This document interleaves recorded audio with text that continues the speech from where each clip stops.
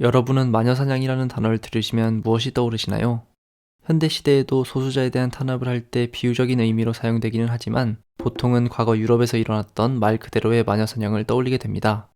그런데 여러분은 과연 마녀사냥이 언제, 어디서, 그리고 왜, 어떠한 사회적 맥락 속에서 일어났는지에 관해서 생각해 보신 적이 있으신가요? 오늘은 이에 대해 알아봄으로써 왜 오늘날 많은 역사학자들이 마녀사냥이라는 현상에 주목하는지 알아보고자 합니다. 마녀사냥에 대해서 자세하게 알아보기 위해서 우선 마녀사냥이 어떻게 진행되었는지 알아봐야 할 텐데요. 일반적으로 마녀사냥은 마녀로 의심받는 이에 대한 고소로 시작되었습니다. 그런데 어떤 사람들이 마녀로 의심받게 되었을까요?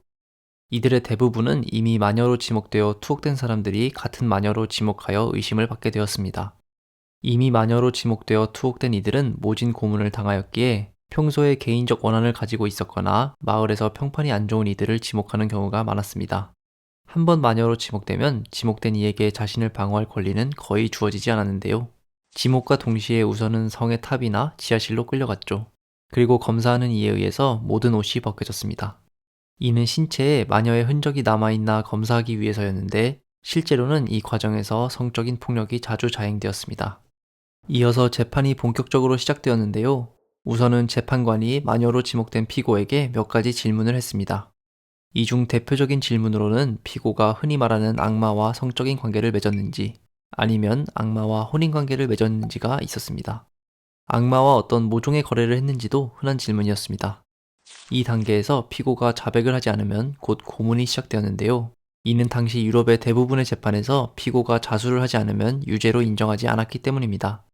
자백을 하지 않은 피고에게는 곧 고문 집행자가 다가가서 고문 기구들을 하나하나 차례대로 보여주면서 앞으로 어떤 식으로 고문이 진행될 것인지 설명해 주었죠. 이는 피고에게 겁을 주어 자백을 유도하기 위함이었습니다. 마녀로 지목된 피고들은 억울했기 때문에 당연하게도 이 단계에서도 자백을 하지 않은 경우가 많았었는데요. 이 경우 곧 고문이 시작되었죠. 사실 당시 유럽에서는 마녀에 대한 재판 이외의 다른 재판에서도 고문이 행해졌기에 나름대로 고문을 시행하는 것에 있어서의 합의와 규정이 있었습니다.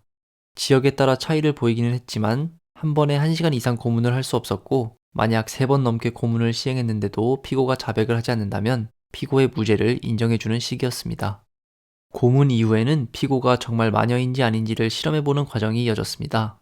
대표적으로 알려져 있는 게 물을 통한 실험이었는데요.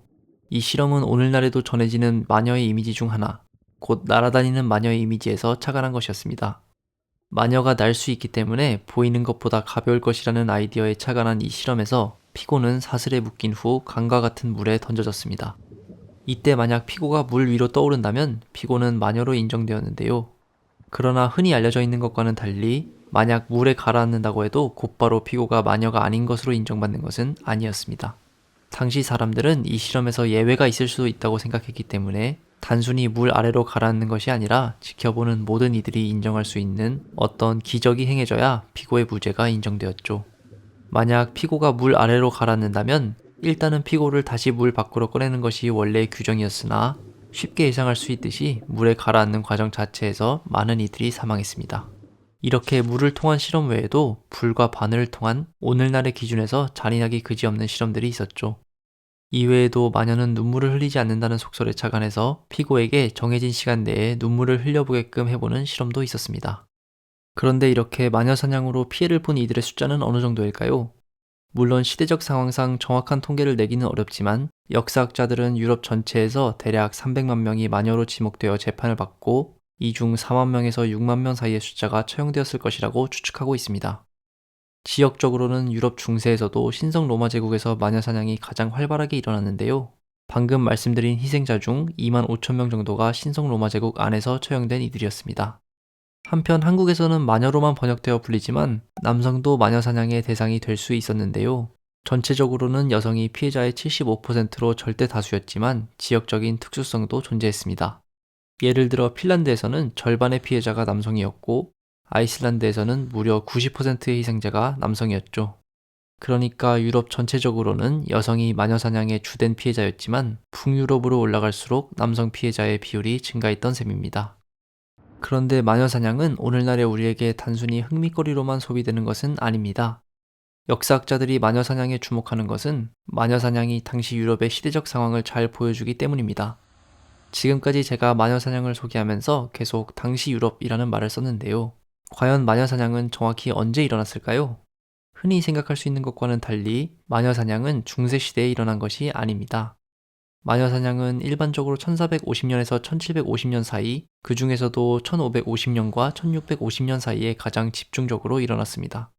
그러니까 마녀사냥은 중세시대의 정점인 12세기나 13세기가 아니라 오히려 중세에서 근대로 넘어가는 초기 근대에 일어난 셈입니다.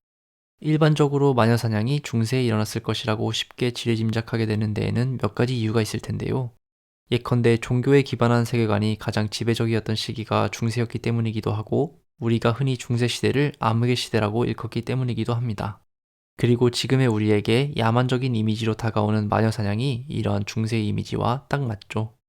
그러나 마녀사냥이 일어난 시기에서도 알 수 있듯이 마녀사냥은 종교적 권력이 가장 강했던 중세의 정점이 아니라 중세에서 근대로 넘어가면서 중세의 세계관이 흔들렸던 시기에 일어난 일종의 위기적 증상이었습니다. 그리고 바로 이 점 때문에 오늘날 많은 역사학자들이 마녀사냥이라는 현상에 주목하고 있습니다. 방금 전에 마녀사냥이 가장 집중적으로 일어난 시기가 16세기에서 17세기로 넘어가는 시기라고 말씀드렸는데요. 그렇다면 이 시기 유럽에는 과연 무슨 일들이 일어났기에 마녀사냥이 이토록 많이 일어났던 것일까요? 이 시기에는 우선 기후적으로 큰 변화가 찾아왔습니다. 소빙하기라 불리는 이 시기에는 그 이전의 시기에 비해서 겨울이 길고 여름이 짧아졌죠. 이로 인해 수확량이 확연하게 줄어들면서 동시에 식료품의 가격이 올랐는데, 이는 자연스럽게 사회적으로 큰 위기를 몰고 왔습니다. 당시의 인간들이 어떻게 해볼 수 없는 기후변화에 직면하여 많은 이들이 사회적으로 소수인 집단에게 이러한 변화에 책임을 돌렸는데요. 실제로 이 시기 유럽에서는 마녀사냥뿐만 아니라 유대인을 비롯하여 각종 소수 종파에 대한 탄압이 심해집니다. 그러니까 마녀사냥은 그 자체로서 독립적인 사건이기도 했지만 동시에 여러 가지 소수자에 대한 박해의 한 종류였던 것입니다. 한편 17세기 초에는 당시 유럽 왕조들의 대부분이 참전한 30년 전쟁이 발발했는데요. 오늘날의 역사학자들은 30년 전쟁의 발발 원인 자체도 앞서 말씀드린 기후변화로 촉발된 사회적 위기와의 관련성 속에서 찾습니다. 그런데 마녀사냥은 특히 30년 전쟁이 벌어졌던 독일 땅에서 크게 벌어졌습니다. 아까 마녀사냥으로 인한 전체 사망자 수가 약 4만 명에서 6만 명 사이였고, 그 중에서도 2만 5천 명 정도가 오늘날의 독일 영토와 많이 겹치는 신성 로마 제국에서 사망했다고 말씀드렸는데요.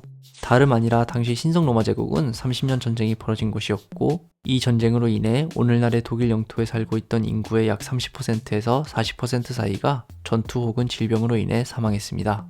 그러니까 마녀사냥은 전쟁으로 인해 사회가 극심한 혼란에 빠진 상황, 그리고 이로 인해 기존의 종교적 세계관이 큰 위기를 겪는 상황에서 이에 대한 희생양을 찾는 과정에서 벌어진 셈입니다. 한편 17세기는 중세가 저물어가는 사회적 갈등 속에서 계몽주의가 싹트기 시작한 시기이기도 합니다. 그리고 계몽주의적 세계관을 따르는 이들의 눈에 마녀사냥은 한없이 비합리적이고 야만적으로 보였겠죠. 그러나 반대의 관점으로 생각해보면 중세의 세계관을 믿는 이들에게는 계몽주의자들이 한없이 위험한 이들로 보였는데요. 이는 가뜩이나 기후변화와 큰 전쟁의 발발로 인해 기존의 질서가 무너지는 상황이었기 때문에 더더욱 그러했죠. 그러니까 마녀사냥은 기존의 세계관이 이미 흔들리는 상황에서 계몽주의라는 새로운 세계관이 등장하게 되면서 생겨난 갈등의 징표이기도 했던 것입니다. 이 때문에 계몽주의적 세계관을 따르는 많은 이들이 당시의 마녀사냥을 비판하는 글을 썼지만 17세기 초까지만 해도 글을 쓴 지은이의 정체가 밝혀지면 큰 위협을 받을 염려 때문에 익명으로 글을 출판하기도 했죠. 그러나 큰 틀에서 봤을 때 계몽주의의 물결은 거스를 수 없었고 18세기가 지나면서 마녀사냥은 점차 줄어듭니다. 결국 1793년, 지금 전해지는 것으로는 마지막 마녀에 대한 처형이 이루어진 이후 마녀사냥은 유럽에서는 일단 종료됩니다.